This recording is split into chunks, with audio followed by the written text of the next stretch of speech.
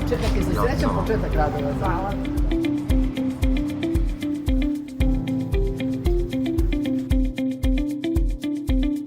Sada je došao trenutak da pozorište Lutaka ovim radovima nekako zaokruži tehničku stranu priče i da budemo nagrađeni za ono što mi doprinosimo gradu. Grad je sad nas nagradio, tako da je ta saradnja očigledno vrlo dobra i plodonosna. Ovo zaista sjajan primjer jednog projekta gde Evropa i evropski fondovi prepoznaju grad Niš kao odličnog partnera, jer smo se nebrojeno puta i dokazali kao dobar partner, gde ćemo, naravno, pre svega na radost naših mališana i naših građana, dobiti jednu zaokruženu priču.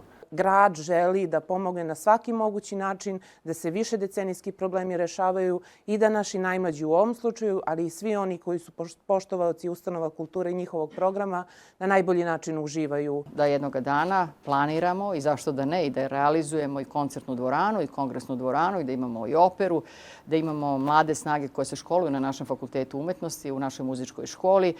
I mislim da uz to, ako dodamo da planiramo da obnavljamo instrumente u simfonijskom orkestru, da ćemo zaista za nekoliko godina moći da kažemo da smo dosta toga uložili u kulturu i da taj novac nije potrošen uzalud.